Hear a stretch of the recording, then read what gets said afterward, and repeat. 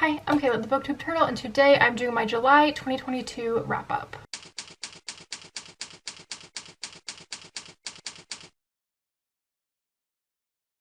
So this was not the best reading month for me. I read 2 books, better than none, but yeah, there just was not a lot of reading. I was super busy with work stuff, which like is reading because I, read and edit manuscripts as my job. So there was so much going on with that like I was not wanting to read more in my free time. So, but I did read 2 books.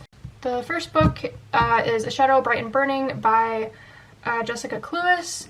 I gave this book 3 stars. It was kind of meh for me, and which was like really disappointing because I was really excited about this book and I wanted to like dive into a new fantasy series, and this book just like was not it for me. It follows this girl named Henrietta who has magic powers, and she gets discovered, and instead of being killed like she thinks she's going to be, she is whisked off to be trained. And there's this prophecy and everybody thinks that she's the one that the prophecy is talking about, which like, is she not, is up in the air, which is not a spoiler because that's like literally on the back. But anyway, yeah, I liked the idea of that, of like this like chosen one trope, but like flipped around, where she, everybody thinks that she is like the chosen one, but she's not. But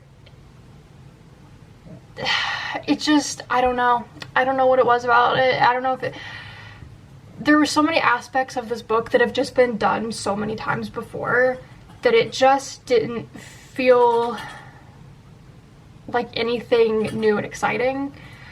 Which like, this is an older book, so like maybe back in the day it wouldn't, 2016. Yeah, I guess 2016 was a while ago. I don't know. It just like was a struggle getting through a lot of it. And like I liked it. I liked the characters. It just wasn't anything special for me. And I just really wanted a book that was gonna like keep me hooked into the story and just like keep me wanting to read more, and that was not this. So yeah, I probably won't continue with the series just because maybe I should make this less than 3 stars. Because like, I feel like with how disappointed I was in it, maybe it's less than 3 stars, because 3 stars is pretty average, and I just feel, I don't know. Yeah, I guess that's all I'm gonna say about that. The second book I read was Boyfriend Material by Alexis Hall. I gave this 4.5 stars. This went much better than the previous book. It's like a really fun contemporary read, and it's really just, I don't know, it has like red, white, and royal blue vibes. The stories are not really anything like each other, but just kind of like the fun shenanigans feel similar vibes. Anyway, so it follows our main character, whose name I'm not 100% sure how to pronounce. There was a whole part of the book about this, like in the book, and I think it's pronounced Luke, but like spelled L-U-C, but I've been saying Luce the whole time, so yeah, I don't care. Anyway, he is kind of in the spotlight a lot against his will because his parents were famous back in the day, and his dad is recently making a comeback, even though he never really knew his dad because his dad took off like when he was really little. And so after a night out with his friends goes extremely wrong for him, and it negatively impacts his image, it leads to him almost getting fired from his job, and they're basically like, you need to find a respectable relationship and just like behave yourself so that your image can get back up, and this company that he works for, this nonprofit organization, will continue to get their donor money. Anyway, that's where our other main character, Oliver, comes in. And the two of them agree to like this fake dating arrangement that will benefit both of them, and things take off from there. I was really excited about this though because it filled one of my prompts for the year.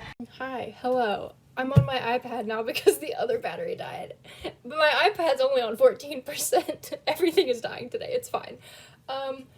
Yeah, I didn't want to wait for the battery to charge while I'm in the middle of filming this, so we're just gonna continue, and I'm sorry for the quality.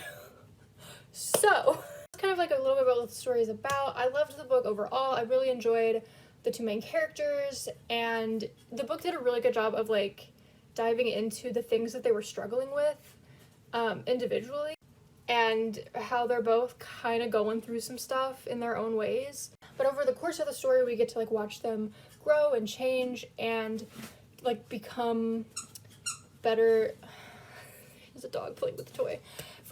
Become better versions of themselves, and like find healthier ways to cope with the things that they're dealing with, because there's, you know, things are real messy in the beginning. A small tiny issue that I had with the book, which is why I didn't give it 5 stars, was some of the side characters. Like a lot of them felt kind of one-dimensional, and they all had like this thing that was kind of like their thing, and I don't know, it kind of got annoying sometimes.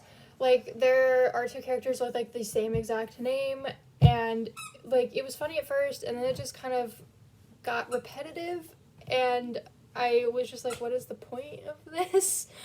And, like, there's this other character who's, you know, it felt like his sole purpose to the story was for there to be this, like, dumb character that was worked with and, like, sometimes talked to, and that was kind of like all there was to that.